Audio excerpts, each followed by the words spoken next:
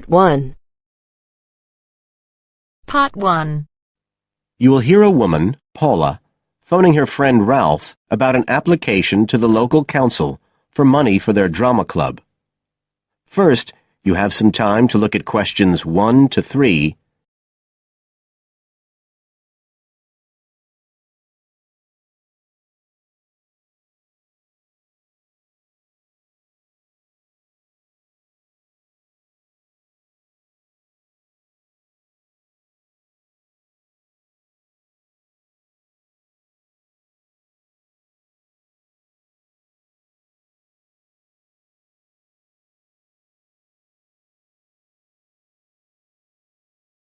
Now we shall begin. You should answer the questions as you listen, because you will not hear the recording a second time. Listen carefully and answer questions 1 to 3.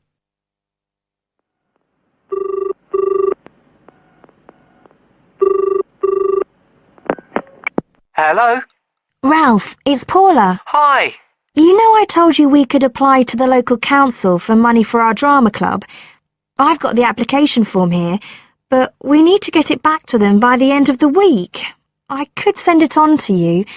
You really ought to fill it in as president of the club, but I don't know if it'll get to you in time. Well, you're the secretary, so I expect it's okay if you fill it in. Yeah, but I'd really like to check it together. Right, that's fine. Like, the first part asks for the main contact person. Can I put you there? Sure. Right, so that's Ralph Pearson. Oh, and then I need your contact address. So that's 203 South Road, isn't it? No, 2:30. Oh, sorry, I always get that wrong. Then it's Drayton. Oh, do you think they need a postcode? Better put it, it's DR6 8AB. Okay.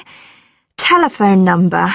That's 01453 586 098, isn't it? Yes. Right. Now, in the next part of the form, I have to give information about our group. So, name of group, that's easy. We're the Community Youth Theatre Group. But then I have to describe it. So, what sort of information do you think they want? Well, they need to know we're amateurs, not professional actors. And how many members we've got. What's that at present, 20? 18. And should we put in the age range? That's 13 to 22? No, I don't think we need to. But we'd better put a bit about what we actually do. Something like members take part in drama activities. Activities and workshops? Okay. Right. That's all for that section, I think. You now have some time to look at questions 4 to 10.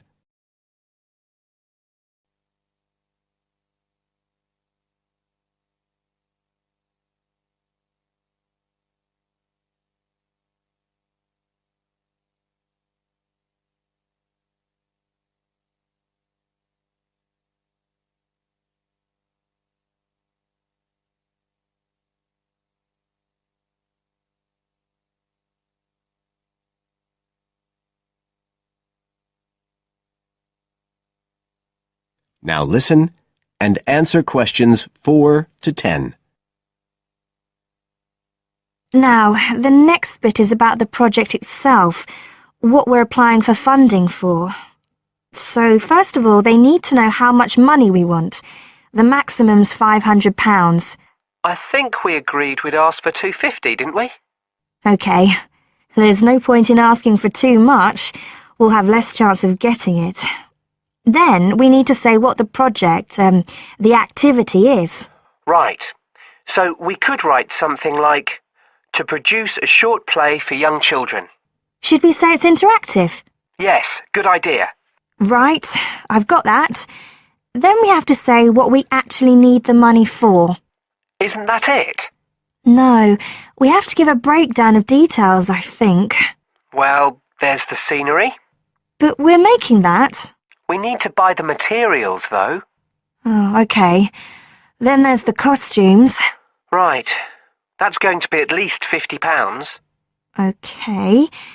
And what else? Oh, I just found out we have to have insurance. I don't think it'll cost much, but we need to get it organised. Yes, I'd forgotten about that. And we could be breaking the law if we don't have it. Good thing we've already got curtains in the hall. At least we don't have to worry about that. We'll need some money for publicity. Otherwise, no one will know what we're doing. And then a bit of money for unexpected things that come up. Just put sundries at the end of the list. Okay, fine. Now, the next thing they want to know is if they give us the grant, how they'll be credited. What do they mean, credited?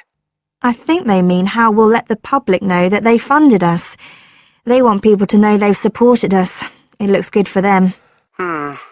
Well, we could say we'd announce it at the end of the play. We could make a speech or something. They might prefer to see something in writing. We'll be giving the audience a programme, won't we? So we could put an acknowledgement in that? Yeah, that's a better idea.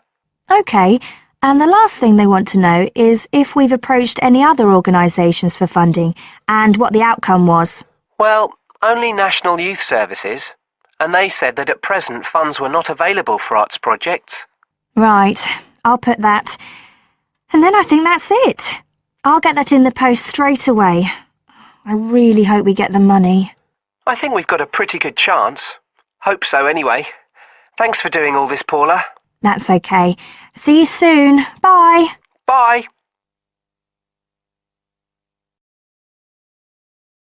That is the end of part 1. You now have half a minute to check your answers.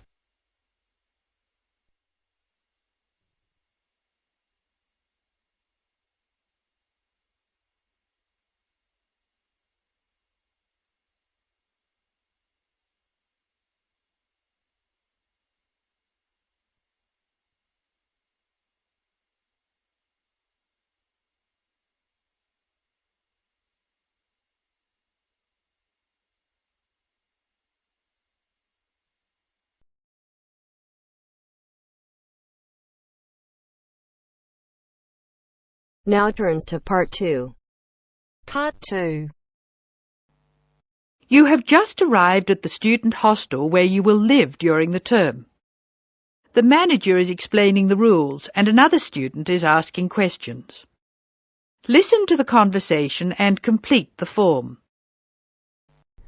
First, you have some time to look at questions 11 to 16.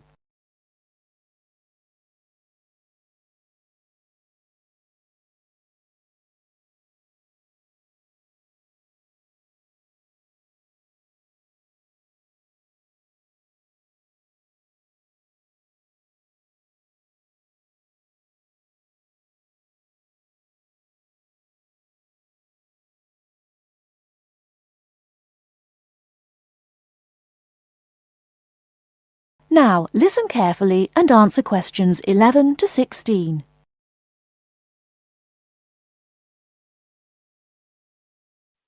Excuse me, I want to ask you about the charges for meals. Are they the same as they were last year? No, I'm afraid they're not. We've managed to keep most of them the same, but we've had to increase the charge for breakfast. How much is it now? It's $2.50. It used to be $2. I see. What about lunch? It's unchanged, still $3. Does dinner still cost $3? Yes, it does. We've managed to keep the prices down this year, but the best deal is the 3-meal plan for $48 per week. We give you vouchers to present when you come into the cafeteria, and you get 21 meals for your $48. That works out to a little more than $2 a meal. The 2-meal plan is also at last year's rates of $36 per week. We give you vouchers for that too. My sister was in this hostel before me. I'm sure the hours for breakfast used to be longer. Yes, they were. They used to be 7 to 9:30, but to keep our expenses down, we made them 7 to 9. Lunch is the way it was, though. Hold on, dinner, 6 to 7:30, isn't that a change? Yes, it is, and in fact the form is wrong. It used to be 5:30 to 7:30, but now it's 6 to 8 p.m. 6 to 8 p.m, that's good. So, which plan would you like? I'd like to think about it, please. I need to check my lecture schedule. Before you hear the rest of the talk, you have some time to look at questions 17 to 20.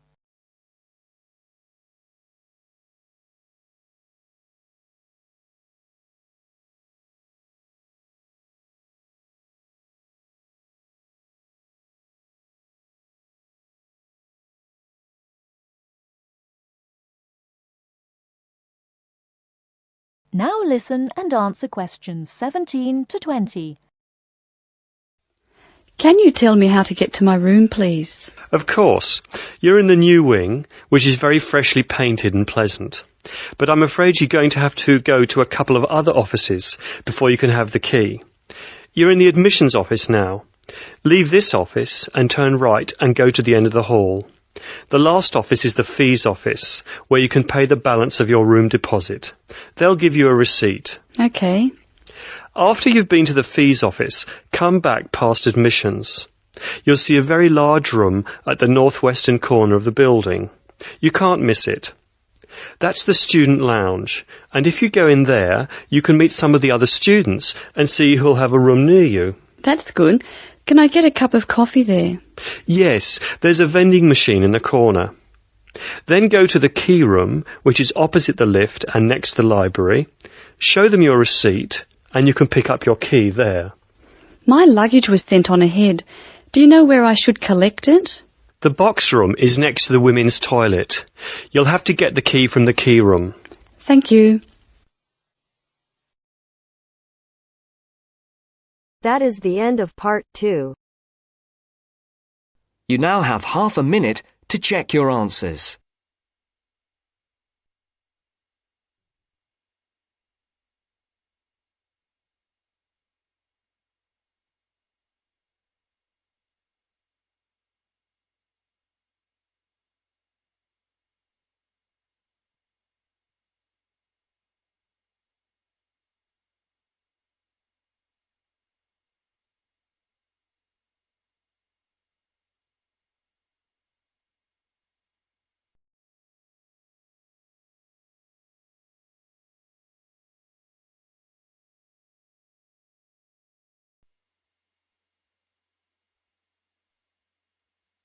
Now turns to part 3.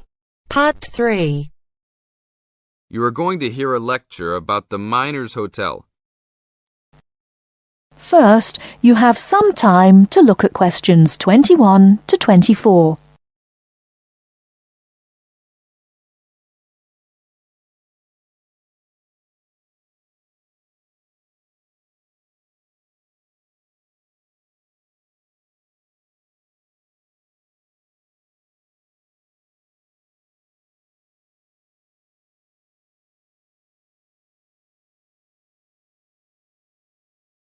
Now, listen carefully and answer questions 21 to 24.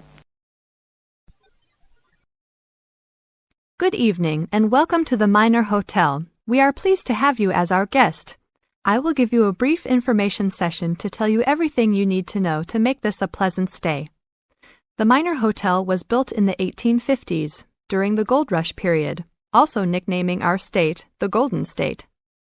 People from all over the country and even from other countries came to seek their fortune here in these hills, creating cities overnight. In this city, many Gold Rush hotels soon opened up. This particular hotel was built in 1851, but was destroyed during an earthquake. It was rebuilt in 1995 to recreate the feel of the Gold Rush, complete with articles and actual photographs from during the 1850s. Our hotel is divided into 2 buildings, one called the Gold Tower and the other is named the Fortune Tower. You will be staying in the Fortune Tower on the 25th floor, complete with great views of the city. Your room is the best room in the hotel, complete with private living room and hot tub. Here is your room card. On the card it will say FT, meaning Fortune Tower. On the bottom of the card it will say 2515. The 25 stands for the 25th floor, and the 15 stands for the 15th room on that particular floor. Before you hear the rest of the talk, you have some time to look at questions 25 to 30.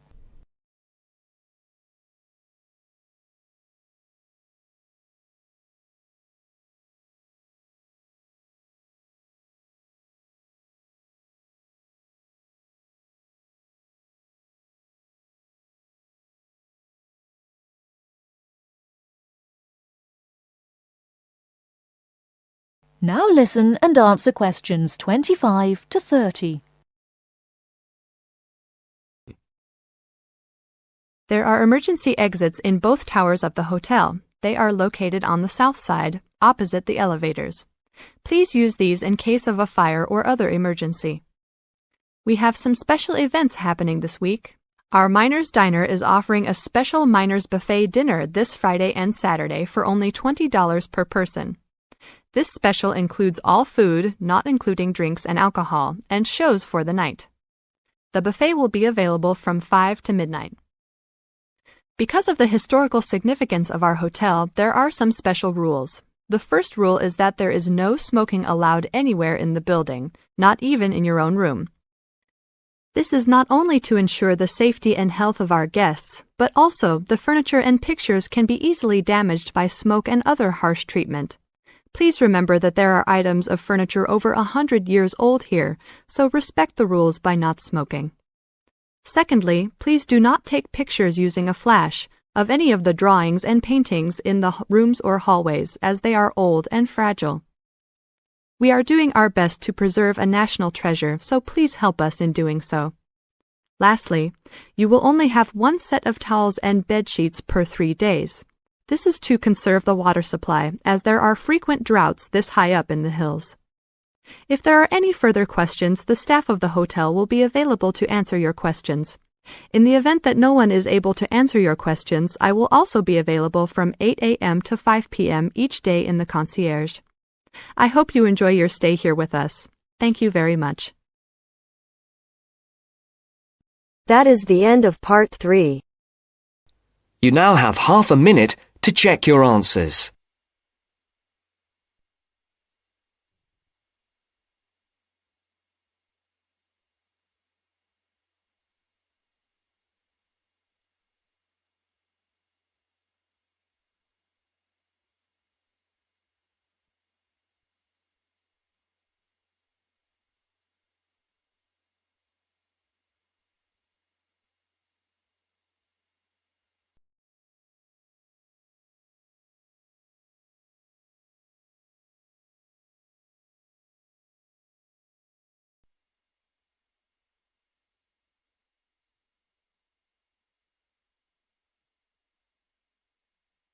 Now turns to part 4. Part 4. You'll hear a lecture on human civilization. First, you have some time to look at questions 31 to 40.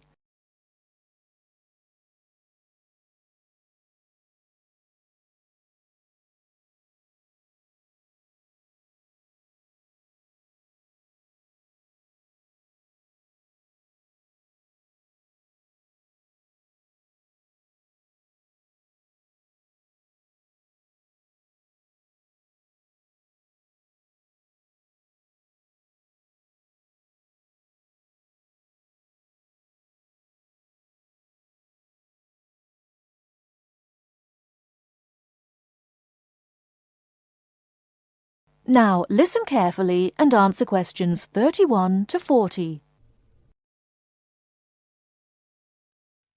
Today in our History Series lectures, Professor Smith is going to introduce the history of human civilization. Welcome, Professor Smith. Good afternoon, ladies and gentlemen.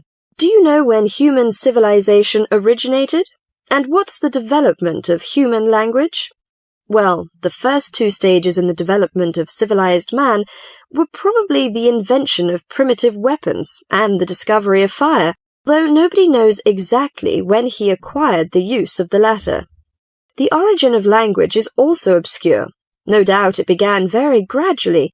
Animals have a few cries that serve as signals, but even the highest apes have not been found able to pronounce words, even with the most intensive professional instruction. Apparently, a necessity for the mastering of speech is the superior brain of man. When man became sufficiently intelligent, we must suppose that he gradually increased the number of cries for different purposes. It was a great day when he discovered that speech could be used for narrative. There are those who think that in this respect, picture language preceded oral language. A man could draw a picture on the wall of his cave to show in which direction he had gone, or what prey he hoped to catch. Probably picture language and oral language developed side by side. I'm inclined to think that language has been the most important single factor in the development of man. Two important stages came not so long before the dawn of written history. The first was the domestication of animals. The second was agriculture. Agriculture was a step in human progress to which, subsequently, there was nothing comparable until our own machine age. Agriculture made possible an immense increase in the number of the human species in the regions where it could be successfully practiced. These were, at first, only those in which nature fertilized the soil after each harvest. Agriculture met with violent resistance from the pastoral nomads, but the agricultural way of life prevailed in the end because of the physical comforts it provided. Another fundamental technical advance was writing, which, like spoken language, developed out of pictures, but as soon as it had reached a certain stage, it was possible to keep records and transmit information to people who were not present when the information was given. These inventions and discoveries, fire, speech, weapons, domestic animals, agriculture, and writing, made the existence of civilized communities possible.